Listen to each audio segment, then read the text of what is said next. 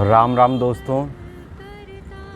बाबा की महासमाधि के बाद भक्तों के अनुभव की श्रृंखला में आज जो अनुभव हम सुनेंगे वह अनुभव लखीमपुर खीरी के भक्त स्वर्गीय हेमंत श्रीवास्तव जी ने हमारे साथ साझा किया था। पिछले दिनों इस कोरोना महामारी ने हेमंत जी को हमसे छीन लिया। हम सभी भक्त इस एपिसोड के माध्यम से हेमंत जी को श्रद्धांजलि अर्पित करते हैं और महाराज जी से प्रार्थना करते हैं कि वह उन्हें अपने चरणों में स्थान दें। हेमंत जी बताते हैं कि उनके बड़े भाई साहब के दो बेटे जो दिल्ली के मुखर्जी नगर में रहकर सिविल की तैयारी कर रहे हैं, उनके नाम अभिषेक और शुभम है। उन्हीं दिनों रक्षाबंधन की छुट्टी पड़ती है और भाई साहब का बड़ा बेटा अभिषेक रक्षाबंधन की छुट्टी में अपने घर वापस आ जाता है। छोटा बेटा शुभम वहीं रहकर अपनी सिविल की तैयारी को जारी रखता है। यदि आपने अभी तक चैनल को सब्सक्राइब नहीं किया है तो चैनल को सब्सक्राइब ज़रूर कर लें, जिससे आने वाली वीडियो की जानकारी आप तक शीघ्रता से पहुंचे। धन्यवाद। आज के इस अनुभव में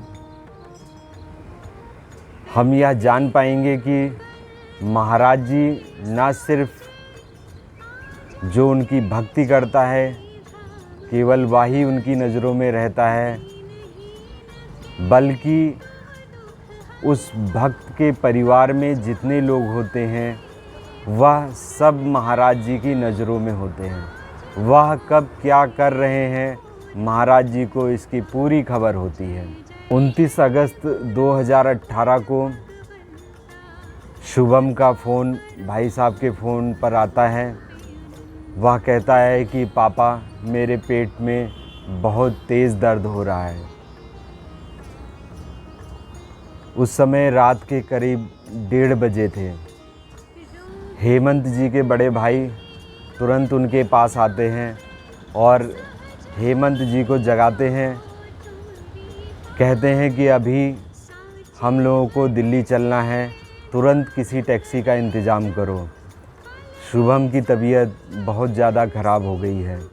हेमंत जी अपने भाई साहब को समझाते हैं कि भाई साहब यदि हम अभी तुरंत निकल भी जाएं तो हमें दिल्ली पहुंचने में कम से कम 7 से 8 घंटे लगेंगे।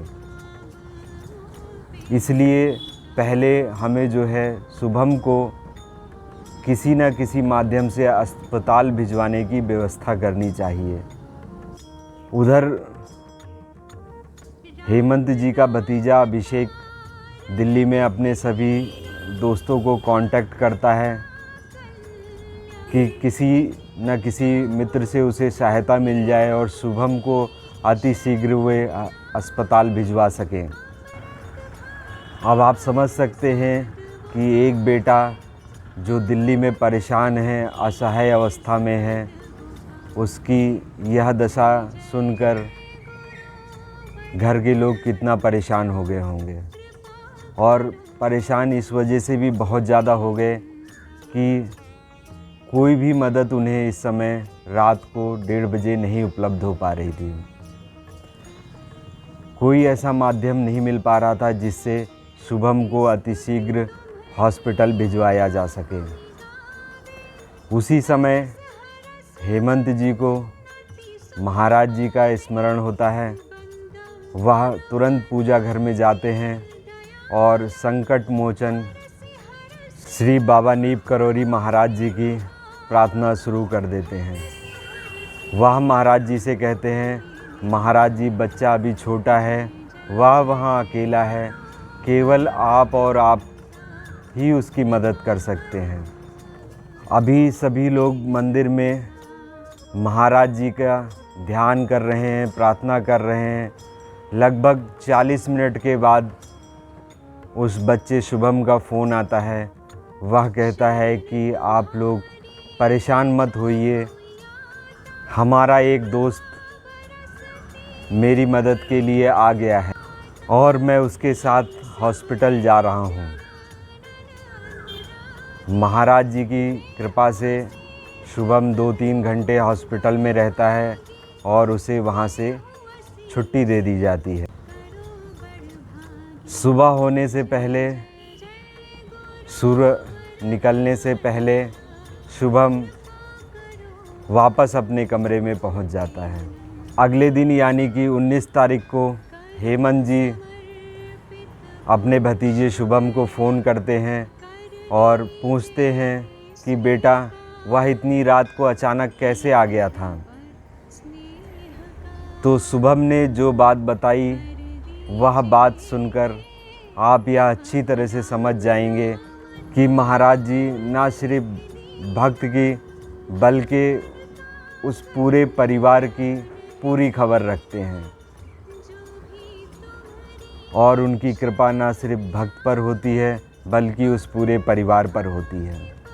शुभम ने बताया कि चाचा जो लड़का रात को आया था वह मेरा दोस्त नहीं है, बल्कि वह 3-4 दिन पहले इस बिल्डिंग में किराए के लिए कमरा देखने के लिए आया था, लेकिन कमरा खाली नहीं होने के कारण वह शुभम का मोबाइल नंबर लेके जाता है और कहता है कि मैं फिर आपको 2-3 महीने के बाद फ़ोन करके पता कर लूँगा कि कमरा खाली हुआ कि नहीं। वह बच्चा तो शुभम का नंबर ले जाता है, लेकिन शुभम ने उसका नंबर नहीं लिया था। उसने आगे बताया कि कल रात को जब मेरी तबीयत ख़राब हुई तो रात में लगभग 2 बजे के आसपास उसी लड़के का फ़ोन आता है और वह कहता है कि आपने कमरे के लिए कोई बात की, क्या कोई कमरा मिल पाएगा। अब आप सभी भक्त समझ गए होंगे कि रात में 2 बजे क्या कोई किसी को फ़ोन करके यह पूछेगा कि कमरे की व्यवस्था हो पाई या नहीं। महाराज जी ने लौकिक रूप में रहते हुए कहा है कि सबके दिमाग की चाबी मेरे पास है। तो आप यह बात समझ ही पा रहे होंगे कि उस बच्चे ने महाराज जी की प्रेरणा से ही रात में 2 बजे फ़ोन किया और ना सिर्फ उसने फ़ोन किया बल्कि वह शुभम की मदद के लिए भी आया।